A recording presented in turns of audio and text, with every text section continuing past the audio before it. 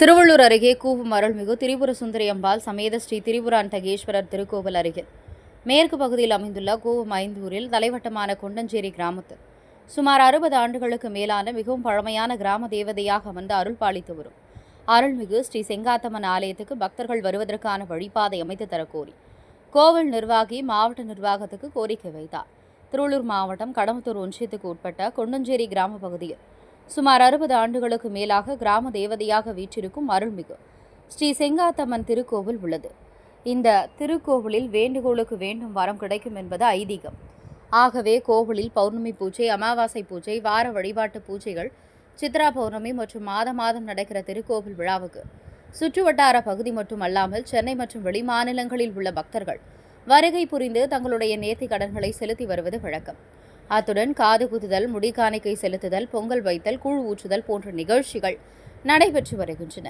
இந்நிலையில் இத்திருக்கோவிலுக்கு பக்தர்கள் வருவதற்கான வழிபாதையானது வயல்வெளி நடுவாக உள்ள வரப்புகளில் நடந்து வரும் அவல நிலை ஏற்படுகின்றன.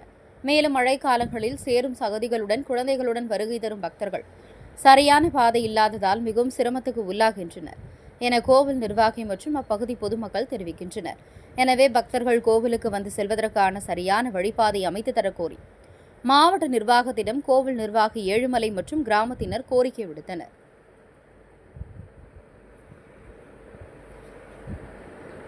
திருவள்ளூர் மாவட்டத்தைச் சேர்ந்த கொண்டகஞ்சேரி கிராமத்தில் எழுந்திருக்கும் ஸ்ரீ அருள்மிகு செங்காத்தம்மன் ஆலயத்தில் இன்று கிட்டத்தட்ட 60 வருடங்களாக இது கோயில் இயங்கிக் கொண்டிருக்கிறது. மக்கள் வந்து சென்று கொண்டிருக்கிறார்கள்.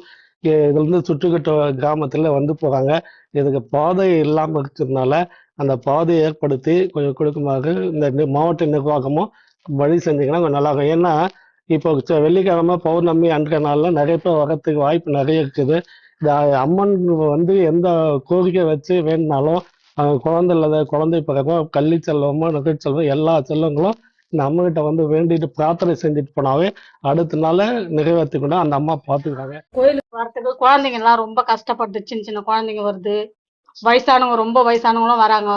ஏதோ எந்த மெட்ராஸ்ல இருக்கிறவங்க எங்க இருக்கிறவங்களும் வராங்க. காருங்க எடுத்துன்னு வராங்க, வேனுங்க எடுத்துன்னு வராங்க, நிறைய பேர் வராங்க, காது குத்துறாங்க, எல்லா விசேஷமும் நடக்குது இங்க. இருந்தாலும் சேரும் தண்ணிமா இருக்குது, அவங்க வரத்துக்கெல்லாம் ரொம்ப கஷ்டப்படுறாங்க. ஒரு ரோடுன்னு இருந்தா நல்லா இருக்கும் அவங்களுக்கு. பண்ணிட்டாங்கன்னா பில்லு பாம்பு எல்லாமே இருக்குது, அது நடக்கவே முடியாது. வரப்புங்க மேலே பில்லு வந்துச்சுன்னா நடக்க முடியாது. அப்போ ரொம்ப கஷ்டம் தானே. இப்போ காலியா இருக்குது வந்துடலாம். அது இல்ல பில்லு வந்துச்சுன்னா நான் எல்லாமே கஷ்டப்படுவாங்க. ஏரி காவான்னு ஒண்ணு இருக்குது, அந்த ஏரி காவாவது எங்க இருக்குதுன்னு கண்டுபிடிக்கணும். அவங்க தான் கண்டுபிடிக்கணும். அது கண்டுபிடிச்சி அரசாங்கத்துல தெரியும் அவங்க எங்க ஏரி காவா இருக்குதுன்னு. அது கண்டுபிடிச்சி ரோடு போட்டு கொடுத்தாங்களா அந்த அம்மாவுக்கு நல்லா உதவியா இருக்கும் எங்களுக்கு.